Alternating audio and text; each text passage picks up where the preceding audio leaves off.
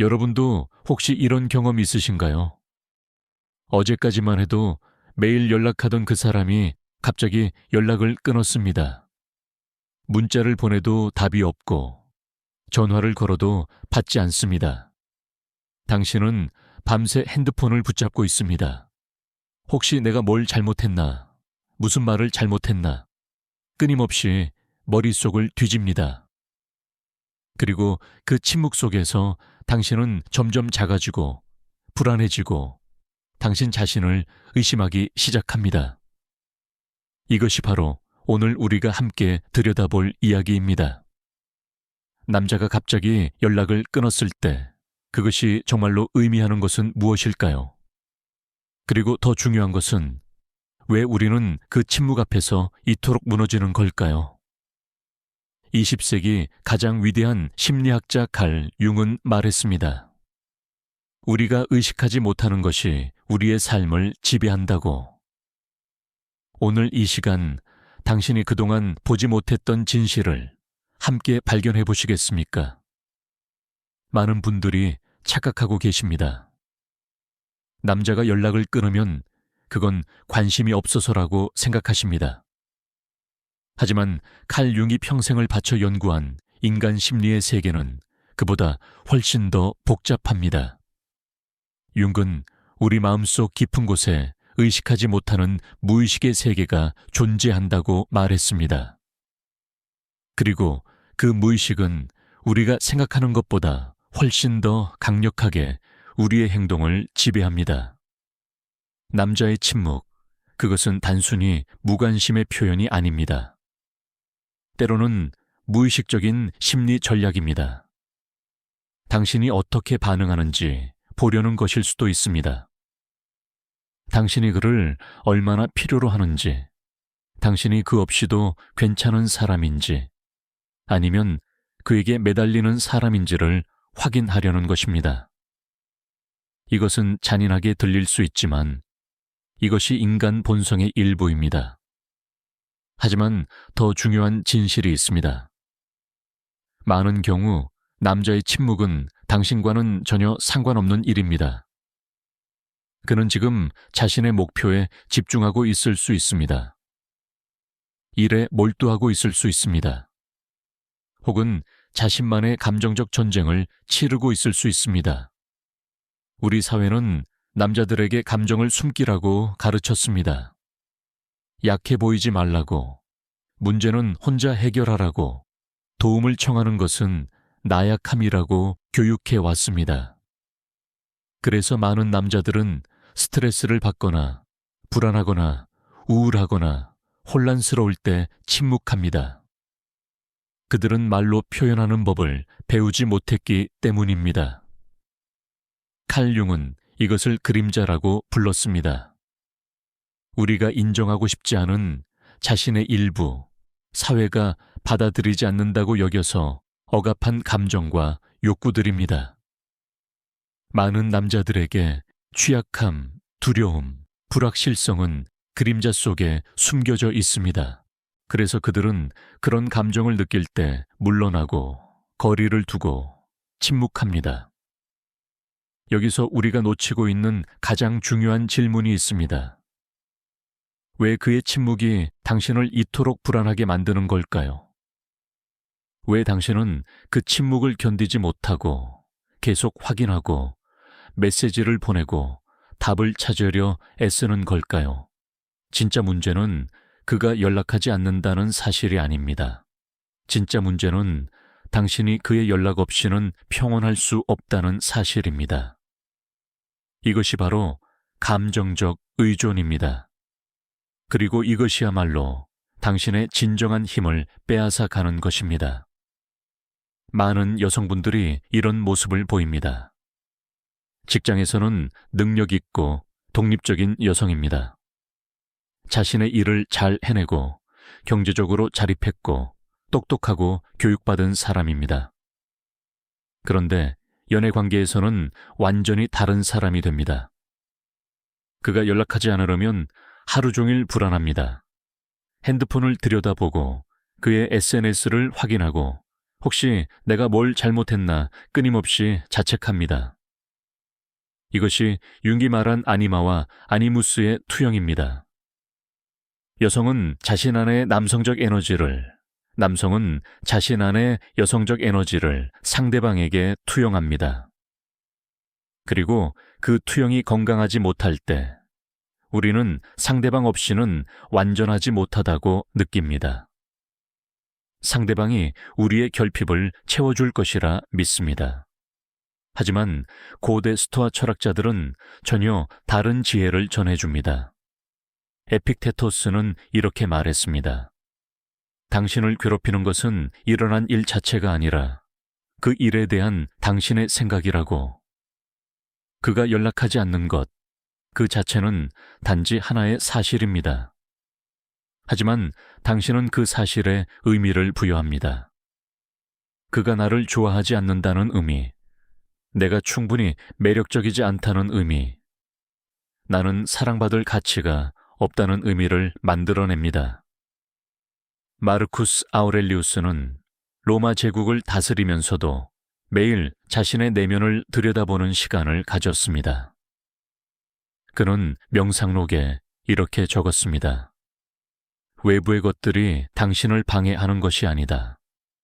그것들은 조용히 자기 자리에 있을 뿐이다. 불안은 오직 당신의 내면에서, 당신의 판단에서 생긴다고. 그렇습니다. 그가 연락하지 않는 것은 그냥 그가 연락하지 않는 것일 뿐입니다. 하지만 당신은 그것을 당신의 가치와 연결시킵니다. 당신의 매력과 연결시킵니다. 당신의 미래와 연결시킵니다. 그리고 그 순간 당신의 평온은 그의 손에 넘어갑니다. 당신의 행복은 그의 선택에 달려있게 됩니다. 이것이 바로 스토아 철학이 경고하는 것입니다. 당신이 통제할 수 없는 것에 당신의 평화를 의존시키지 말라고. 당신은 그가 언제 연락할지 통제할 수 없습니다. 그가 무슨 생각을 하는지 통제할 수 없습니다. 그가 당신을 선택할지 안 할지도 통제할 수 없습니다. 하지만 당신이 통제할 수 있는 것이 있습니다. 바로 당신 자신의 반응입니다. 당신의 생각입니다. 당신의 행동입니다. 그리고 가장 중요한 것은 당신이 이 시간을 어떻게 사용할지입니다. 여기서 우리는 놀라운 역설을 발견합니다. 당신이 그의 침묵에 반응하지 않을 때, 당신이 불안해하며 메시지를 보내지 않을 때, 당신이 그를 추격하지 않을 때, 오히려 당신은 더 매력적이 됩니다. 왜 그럴까요? 융은 개성화 과정에 대해 말했습니다. 이것은 한 사람이 진정으로 자기 자신이 되어가는 과정입니다. 다른 사람의 기대나 사회의 압력이 아니라 진정한 자기 자신의 목소리를 찾아가는 여정입니다. 그리고 이런 개성화를 이루어가는 사람, 자기 자신으로 온전히 서 있는 사람은 자연스럽게 다른 사람들을 끌어당깁니다. 왜냐하면 그런 사람은 필사적이지 않기 때문입니다. 완전해 보이기 때문입니다. 자신만의 세계를 가지고 있기 때문입니다. 그래서 역설적이게도 당신이 그를 덜 필요로 할수록 그는 당신을 더 원하게 됩니다.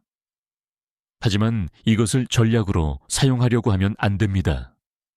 그를 다시 끌어당기기 위한 계략으로 무관심한 척하면 안 됩니다. 왜냐하면 그것은 여전히 그를 중심에 두는 것이기 때문입니다. 진정한 변화는 당신이 정말로 당신 자신의 삶으로 돌아갈 때 일어납니다. 그럼 구체적으로 어떻게 해야 할까요? 그가 연락하지 않을 때 당신은 무엇을 해야 할까요? 첫째, 이 시간을 당신 자신에게 돌려주세요. 당신이 그를 기다리며 보내는 시간, 그의 SNS를 확인하며 보내는 시간, 불안해하며 보내는 시간을 모두 모아보세요. 일주일이면 몇 시간이 될까요? 한 달이면요? 그 시간에 당신은 무엇을 할 수 있을까요?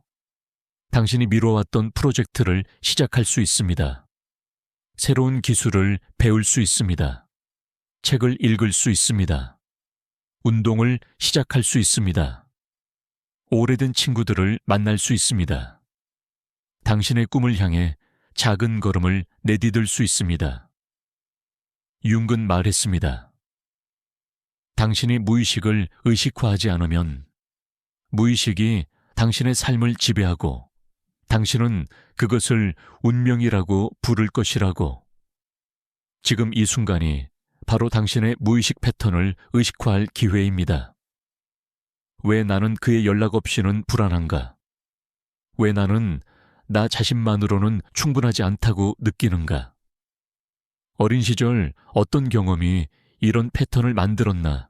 이런 질문들을 던지고 정직하게 답하는 과정, 그것이 바로 심리적 성장입니다.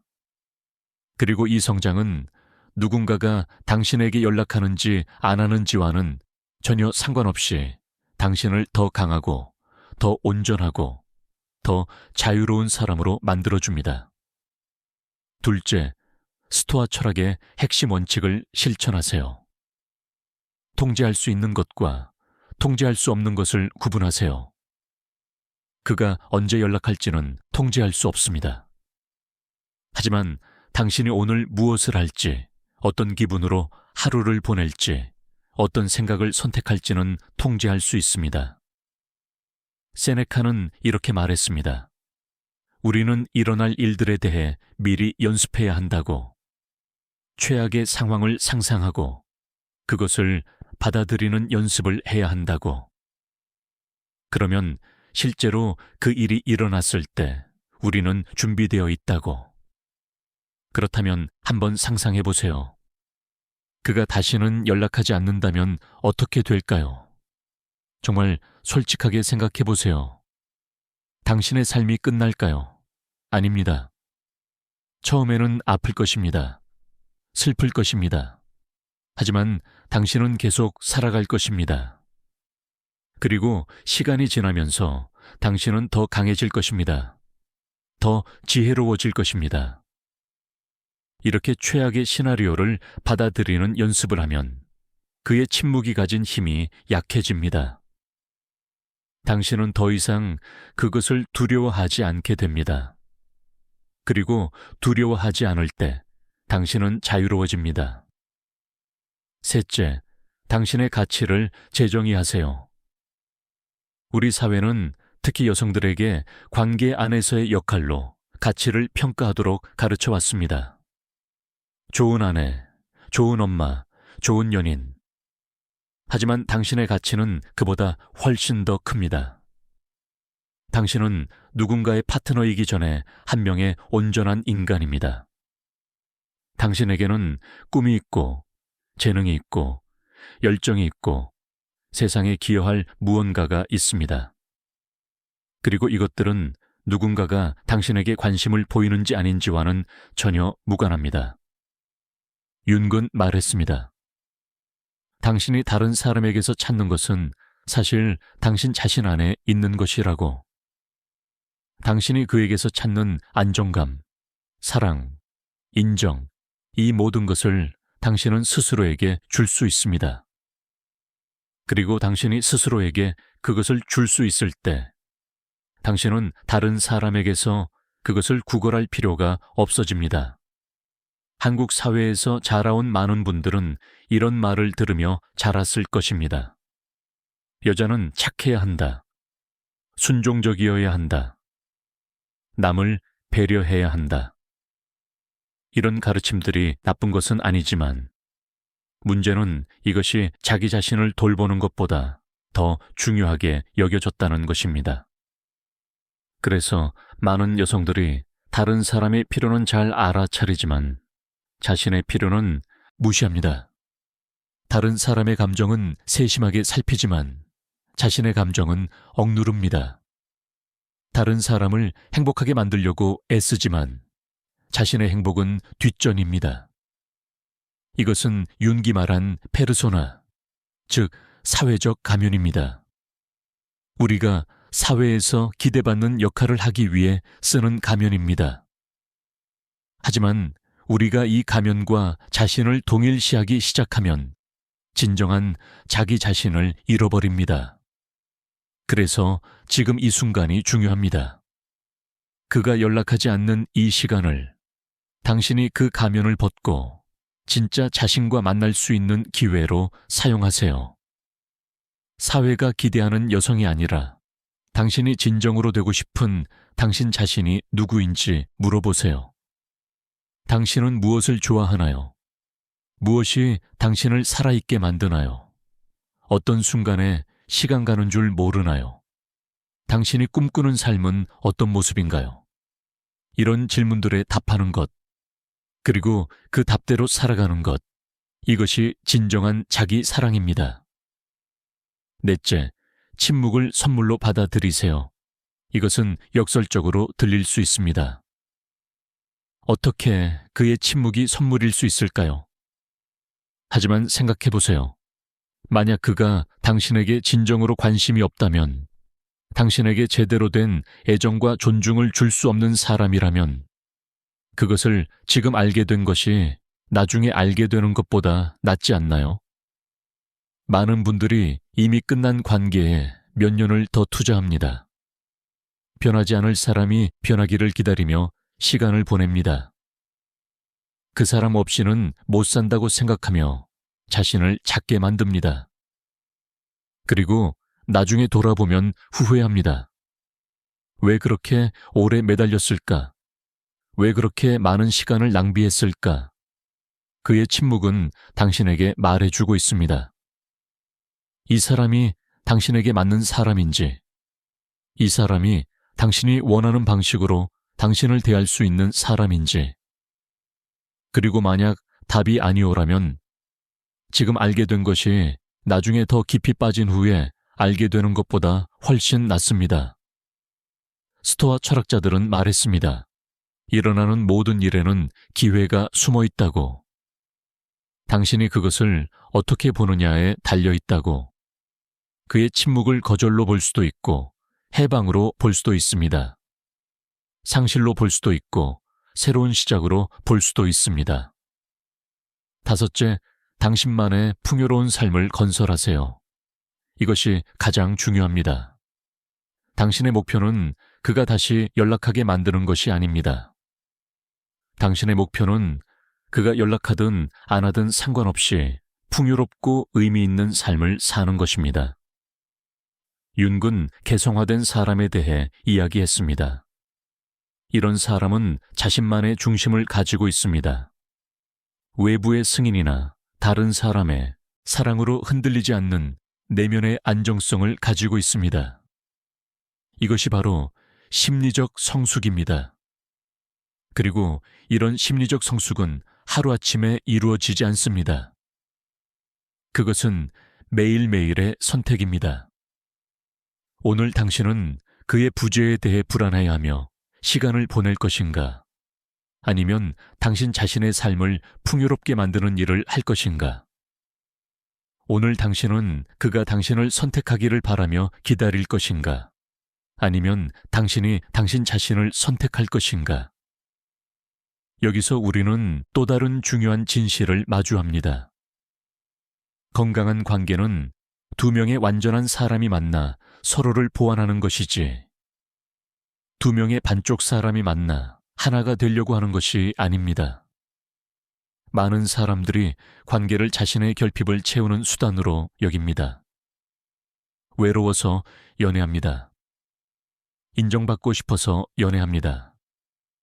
자신이 가치 있는 사람이라고 확인받고 싶어서 연애합니다. 하지만 이런 관계는 건강하지 않습니다. 왜냐하면 당신이 결핍에서 시작한 관계는 항상 불안정하기 때문입니다. 상대방이 당신의 공허함을 채워주지 않으면 당신은 불만족스럽습니다. 상대방이 계속 당신을 확인시켜주지 않으면 당신은 불안합니다. 그래서 당신은 요구하게 되고 집착하게 되고 상대방을 질식시킵니다. 반면에 당신이 이미 온전한 상태에서 만나는 관계는 다릅니다. 당신은 상대방이 필요해서가 아니라 상대방과 함께하고 싶어서 관계를 맺습니다. 당신은 상대방이 당신을 완성시켜 주기를 바라는 것이 아니라 이미 완성된 당신과 완성된 상대방이 함께 더 큰 무언가를 만들어가기를 원합니다. 이것이 윤기 말한 진정한 결합입니다. 두 개의 온전한 개인이 각자의 정체성을 유지하면서도 깊은 연결을 경험하는 것입니다. 이런 관계에서는 침묵이 위협이 되지 않습니다. 왜냐하면 각자가 자신만의 세계를 가지고 있기 때문입니다. 그렇다면 당신에게 묻겠습니다. 지금 당신은 어떤 사람인가요?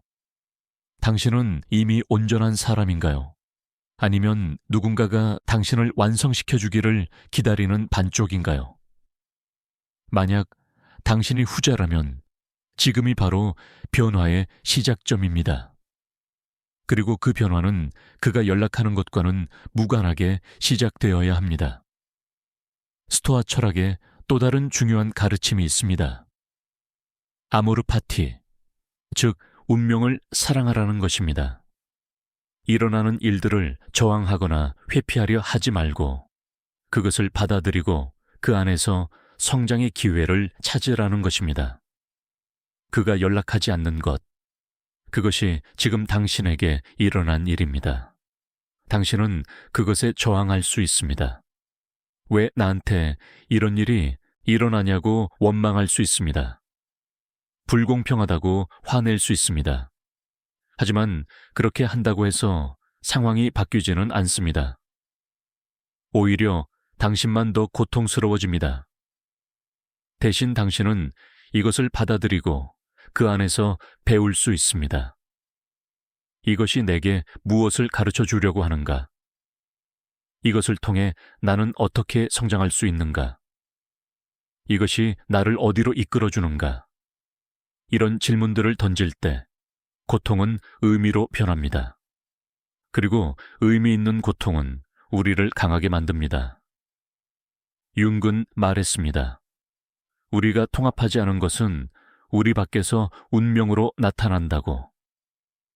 만약 당신이 계속해서 당신을 무시하는 남자들에게 끌린다면, 당신을 제대로 대우하지 않는 사람들과 관계를 맺는다면 이것은 우연이 아닙니다. 이것은 당신 안에 무언가가 아직 치유되지 않았다는 신호입니다. 아마도 어린 시절 충분한 사랑을 받지 못했을 수 있습니다. 아마도 당신이 가치 있다고 느끼기 위해 항상 다른 사람을 기쁘게 해야 했을 수 있습니다. 아마도 당신은 사랑이 어려운 것이라고, 쟁취해야 하는 것이라고 배웠을 수 있습니다. 이런 오래된 상처들이 당신의 현재 관계에 영향을 미칩니다.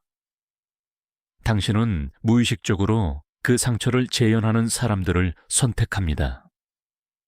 그리고 그들에게서 당신이 어릴 때 받지 못한 사랑을 받으려고 애씁니다. 하지만 이것은 효과가 없습니다. 왜냐하면 과거의 상처는 현재의 관계로 치유할 수 없기 때문입니다. 과거의 상처는 당신 스스로 돌아가서 어린 시절에 당신을 돌보아주고 사랑해주고 인정해줌으로써 치유됩니다. 이것이 융의 내면 아이 작업입니다. 당신 안에 상처받은 어린아이를 만나고 그 아이가 필요로 했던 것을 지금의 성인인 당신이 주는 것입니다. 그 아이에게 말해주세요. 너는 충분히 좋은 아이야. 너는 사랑받을 자격이 있어. 너는 완벽하지 않아도 괜찮아. 이 작업을 할 때 당신은 더 이상 다른 사람에게서 그 확인을 구하지 않게 됩니다. 왜냐하면 당신이 스스로에게 그것을 주었기 때문입니다. 그리고 이렇게 내면의 치유가 일어날 때 신기한 일이 일어납니다. 당신이 끌리는 사람의 유형이 바뀝니다. 당신은 더 이상 당신을 무시하는 사람들에게 끌리지 않습니다. 대신 당신을 존중하는 사람, 당신의 가치를 알아보는 사람, 당신과 건강한 관계를 맺을 수 있는 사람에게 끌리게 됩니다. 이것이 바로 내면 작업의 힘입니다. 당신의 외부 현실은 당신의 내면 상태를 반영합니다. 당신이 내면을 바꾸면 외부도 따라서 바뀝니다. 스토아 철학자들도 비슷한 것을 말했습니다. 프라이메던, 즉 선호하는 무관심이라는 개념입니다. 이것은 당신이 어떤 결과를 선호할 수는 있지만 그 결과에 당신의 평화를 의존시키지 않는다는 의미입니다. 당신은 그가 연락하기를 선호할 수 있습니다. 그와의 관계가 잘 되기를 선호할 수 있습니다. 하지만 당신의 평화, 당신의 가치, 당신의 행복은 그것에 달려있지 않습니다. 그것이 일어나도 좋고 일어나지 않아도 좋습니다. 왜냐하면 당신은 어떤 경우에도 괜찮을 것이기 때문입니다. 이것이 진정한 자유입니다. 이것이 진정한 힘입니다. 그리고 역설적이게도 이런 자세를 가질 때 당신은 훨씬 더 매력적이 됩니다. 왜냐하면 필사적이지 않기 때문입니다. 당신에게는 당신만의 삶이 있고 당신만의 목표가 있고 당신만의 기쁨이 있습니다. 그래서 당신은 상대방을 붙잡으려 하지 않습니다. 당신은 상대방이 자유롭게 선택하도록 내버려 둡니다. 그리고 그가 당신을 선택한다면 그것은 진짜 선택입니다. 의무나 죄책감이나 조종에 의한 것이 아니라 진정으로 당신과 함께하고 싶어서 내린 선택입니다. 이런 관계가 진정으로 건강한 관계입니다. 두 사람이 서로를 필요로 해서가 아니라 서로를 원해서 함께하는 관계입니다. 그렇다면 실제로 어떻게 해야 할까요? 구체적인 실천 방법을 말씀드리겠습니다. 첫 번째, 매일 아침 당신 자신과 약속하세요. 오늘 나는 내 가치를 다른 사람의 반응에 의존시키지 않겠다고. 오늘 나는 내가 통제할 수 있는 것에 집중하겠다고. 오늘 나는 나 자신을 사랑하는 행동을 하나 이상 하겠다고. 두 번째, 당신의 하루를 의도적으로 채우세요. 그를 생각하며 공백으로 남겨두지 마세요. 당신이 하고 싶었던 일들의 목록을 만드세요. 작은 것이어도 좋습니다. 새로운 레시피 시도해보기, 공원 산책하기, 오래된 친구에게 전화하기, 온라인 강의 듣기, 일기 쓰기, 무엇이든 좋습니다. 중요한 것은 당신이 능동적으로 당신의 시간을 채운다는 것입니다. 세 번째, 감정 일기를 쓰세요. 당신이 느끼는 불안, 두려움, 분노, 슬픔을 정직하게 적으세요. 그리고 그 감정들에게 물어보세요. 너는 내게 무엇을 말하려고 하니? 너는 무엇을 필요로 하니? 이렇게 감정과 대화하는 것이 융기 말한 적극적 상상입니다. 이것은 무의식을 의식화하는 강력한 도구입니다. 네 번째, 신체 활동을 하세요. 운동은 단순히 몸을 건강하게 만드는 것이 아닙니다. 운동은 당신의 정신을 강하게 만듭니다. 운동할 때 당신은 불편함을 견디는 법을 배웁니다. 한계를 넘어서는 법을 배웁니다. 그리고 이것이 삶의 다른 영역으로 전이됩니다. 당신은 감정적 불편함도 견딜 수 있게 됩니다. 그의 침묵도 견딜 수 있게 됩니다. 다섯 번째, 명상을 하세요. 하루에 단 10분이라도 좋습니다. 조용히 앉아서 당신의 호흡을 관찰하세요. 생각이 떠오르면 그냥 지나가게 두세요. 이것은 스토아 철학의 핵심 실천이기도 합니다. 당신은 당신의 생각이 아닙니다. 당신은 생각을 관찰하는 사람입니다. 그리고 당신이 생각을 관찰할 수 있을 때 당신은 생각에 휩쓸리지 않게 됩니다. 여섯 번째, 감사 일기를 쓰세요. 매일 밤 잠들기 전에 오늘 하루 감사한 것 3가지를 적으세요. 이것은 당신의 뇌를 재훈련시킵니다. 당신의 뇌는 부정적인 것을 찾도록 진화했습니다. 생존을 위해서였습니다. 하지만 현대 사회에서 이것은 우리를 불행하게 만듭니다. 감사 연습은 당신의 뇌가 긍정적인 것을 찾도록 훈련시킵니다. 7번째, 경계선을 명확히 하세요. 당신이 받아들일 수 있는 것과 받아들일 수 없는 것을 분명히 하세요. 만약 그가 다시 연락한다면 당신은 그냥 받아줄 것인가요? 아니면 당신의 시간과 감정을 존중하지 않은 것에 대해 이야기할 것인가요? 건강한 경계선은 건강한 관계의 기초입니다. 8번째, 당신의 가치를 매일 확인하세요. 거울을 보며 당신 자신에게 말하세요.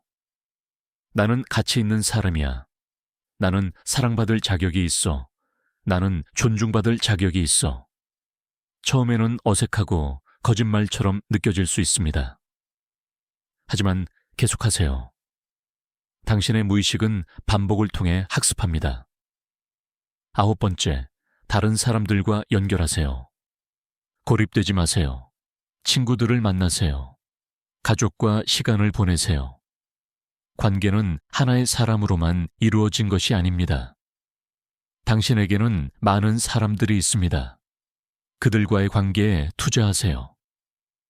10번째, 전문가의 도움을 받는 것을 두려워하지 마세요. 만약 당신이 혼자서 이것을 다루기 어렵다면 상담사나 치료사를 찾으세요. 도움을 청하는 것은 약함이 아니라 강함의 표시입니다. 당신이 자신을 돌보기로 선택했다는 것이기 때문입니다. 이 모든 것을 하면서 기억해야 할 가장 중요한 것은 이것은 과정이라는 것입니다. 하루아침에 바뀌지 않습니다. 어떤 날은 당신이 강할 것입니다. 어떤 날은 무너질 것입니다. 그리고 그것도 괜찮습니다. 융은 말했습니다. 치유는 선형적이지 않다고. 우리는 앞으로 나아가다가 뒤로 물러서고 다시 앞으로 나아갑니다. 중요한 것은 전반적인 방향입니다. 그리고 당신이 계속 노력한다면 당신은 분명히 성장할 것입니다. 그리고 어느 순간 당신은 깨달을 것입니다.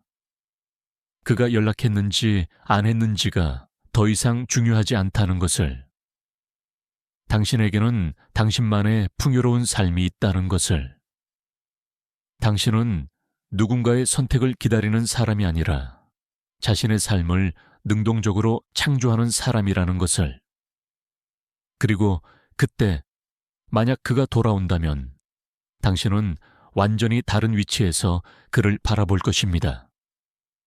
더 이상 필사적으로 그를 원하는 사람이 아니라 그가 당신의 삶에 가치를 더할 수 있는지 평가하는 사람으로서, 더 이상 그에게 선택받기를 바라는 사람이 아니라 당신이 그를 선택할 것인지 결정하는 사람으로서, 그리고 만약 그가 돌아오지 않는다면 그것도 괜찮을 것입니다.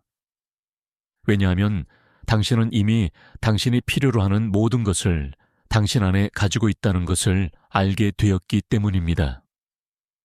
이것이 바로 스토아 철학과 융 심리학이 우리에게 가르쳐주는 진정한 자유입니다.